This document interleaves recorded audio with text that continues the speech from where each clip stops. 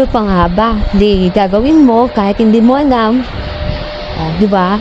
Yung nakikita kong ginagawa ng asawa ko, di gagawin ko na kahit ano, tanggalin ko yan. At ilalagay ko yung towel dyan sa baba niya. Tapos kuha ko ng timba. Tapos tanggalin ko yan. Kahit mahirap, sige, tanggalin mo. O, di ba? Ay, yun na.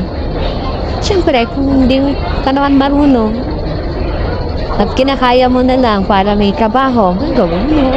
Diba? Ayan. Grabe, ang baho pa naman. Pero sige, para sa kinabukasan ng anak, gagawin lang. Nga ba, bayan? Sige, bras dito, bras doon.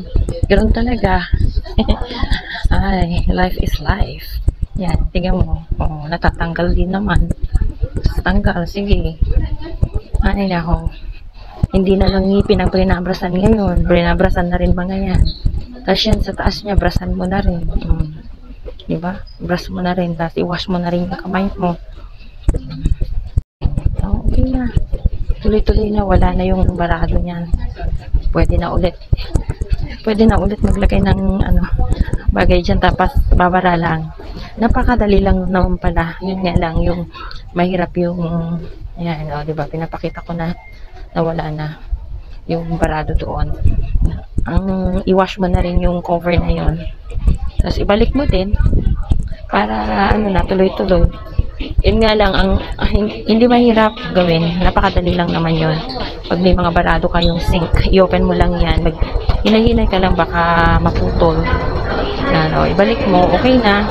Tapos i-wash mo na rin yung kamay mo kasi mabaho.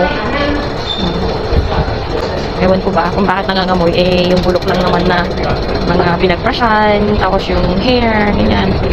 Okay na. Ayan, pasado na ba akong ayan din, maglilinis ka ng toilet. Yan ang mga trabaho namin dito. Akala mo lang lilinisan mo. Since kami naman lang, isang pamilya lang naman ang gumagamit, so kinakamay ko na lang, ibinawash ko na lang yung kamay ko mamaya bago ako magluto. Diba? Yan ang paglilinis namin po dito. Kailangan linisan mo kahit sa baba, linisan mo, brushan mo ng ganyan. Yan naman, ginagamitan din ng ganyan. Sa sahig naman, ito yung ginagamit ko sa sahig. Maganda na ngayon kasi nga yung na yan ay pwede mo yung i-squish dyan. Diba? Tapos yan ang panggamit kong mop. Hindi na kailangan yung i-squish ko kagaya dati. I-squish ko talaga. Grabe noon. Grabe, kinakalyo pa yung kamay ko. Kaya sinasabi nila yung nagkakasugat-sugat yung kamay ko noon. Yung sa may palad ko kasi ngayon, lalo na pag malamig. Siyempre, in-squish mo yun. Pinipigaan. Para sa floor ninyo. Ayan. Yan na. Okay po ba? Thank you for watching. Linisan mo na rin yung kamay mo, pati yung basin na yan. Final wash.